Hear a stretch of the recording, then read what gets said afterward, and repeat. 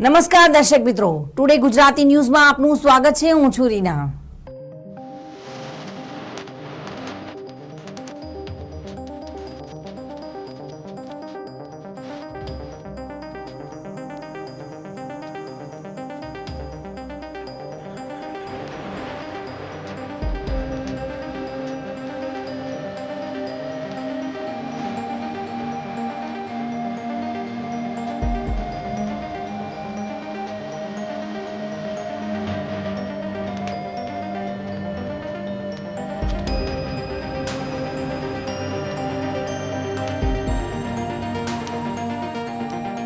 ડીસા ખેતીવાડી ઉત્પન્ન બજાર સમિતિની ચૂંટણીની તારીખ જાહેર થતાં જ સહકારી માળખામાં રાજકીય ગરમાવો શરૂ થઈ ગયો છે, જેમાં આગામી 24 જાન્યુઆરીથી ચૂંટણી પ્રક્રિયા શરૂ થશે અને મતદાન 17 એપ્રિલના રોજ યોજાશે, જ્યારે 18 એપ્રિલના રોજ માર્કેટ યાર્ડની ચૂંટણીનું પરિણામ જાહેર થશે. ડીસા ખેતીવાડી ઉત્પન્ન બજાર સમિતિ એટલે કે માર્કેટ યાર્ડની ચૂંટણીનું જાહેરનામું પ્રસિદ્ધ થતાં જ આજથી જ ચૂંટણી પ્રક્રિયા શરૂ થઈ જશે. 5 એપ્રિલના રોજ ઉમેદવારી પત્ર ભરી શકાશે, જે ઉમેદવારી પત્રની ચકાસણી 6 એપ્રિલના રોજ યોજવામાં આવશે, જ્યારે 10 એપ્રિલ સુધી ઉમેદવારી પત્ર પરત ખેંચી શકાશે.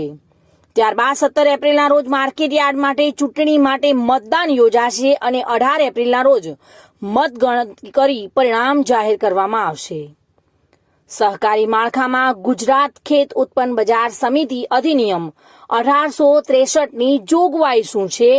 સહકારી માળખામાં ઉપરોક્ત કાયદાની જોગવાઈ મુજબ ડીસા વર્તમાન માર્કેટયાર્ડ ચેરમેનમાં માવજીભાઈ સતત 2 ટર્મથી ચેરમેન છે, જેથી હવે ત્રીજી વખત તેઓ ચૂંટણીમાં ઉમેદવારી નોંધાવી શકશે, પરંતુ ત્રીજી વખત પુનઃ ચેરમેન બની શકશે નહીં, કેમ કે કાયદા મુજબ ચેરમેન સતત 2 ટર્મથી વધુ ચેરમેન રહી શકે નહીં, જેથી હાલની ચૂંટણીમાં નવીન ચેરમેન ડીસા માર્કેટ યાર્ડને મળશે. ડીસા માર્કેટ યાર્ડની ચૂંટણીની જાહેરાત થઈ ચૂકી છે. છેલ્લા 2 ટર્મથી અહીંયા માવજીભાઈ દેસાઈ ચેરમેન પદ સંભાળી રહ્યા છે, જેઓ હાલ ધાનેરામાં અપક્ષ ચૂંટણી લડી અને ધાનેરાના ધારાસભ્ય બન્યા છે. જોકે હવે તેઓ આ ચેરમેન પદ પર આવી શકે તેમ નથી, કારણ કે માર્કેટ યાર્ડના કાયદા અને નિયમો છે. જેઓ 2 વર્ષ સુધી આ ચૂંટણી લડી અને ચેરમેન પદ સંભાળે છે, તે ત્રીજા ટર્મમાં અહીંયા ચેરમેન પદ પર આવી શકતા નથી. જોકે તેઓ વાઇસ ચેરમેન અથવા ડિરેક્ટર બની શકે છે. મહત્વની વાત તો એ છે કે ભારતીય જનતા પાર્ટીએ એક ઐતિહાસિક નિર્ણય લીધો છે. માર્કેટ યાર્ડની ચૂંટણીમાં 17 લોકોનું મેન્ડેટ તૈયાર કરીને આખી પેનલ ભાજપ મેદાને ઉતારી રહી છે. Reena Parmar, today news, Banaskantha. ધાનેરા અપક્ષ ચૂંટાયેલા ધારાસભ્ય માવજીભાઈ દેસાઈ ડીસા માર્કેટ યાર્ડનું ચેરમેન પદ હવે ગુમાવશે.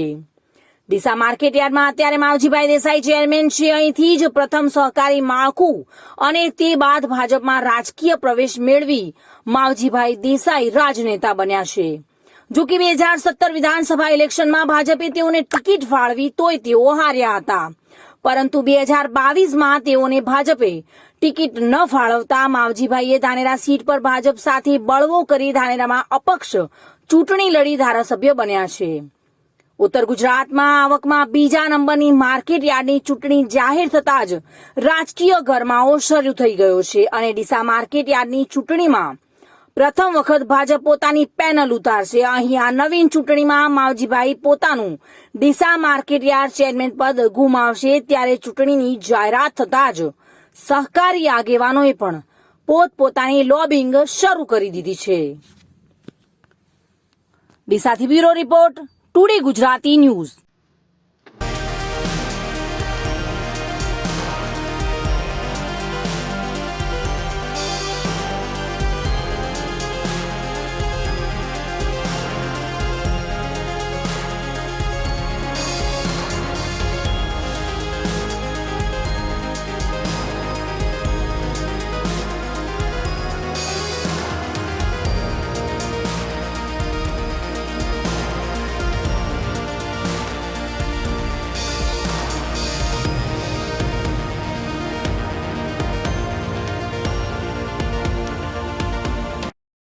તો દર્શક મિત્રો, આ હતા આજના સમાચાર. આપને કેવા લાગ્યા તે અમારા ફેસબુક, યુટ્યુબ અને ટ્વિટર હેન્ડલ પર જઈને કોમેન્ટ બોક્સમાં જરૂરથી જણાવશો. નમસ્કાર.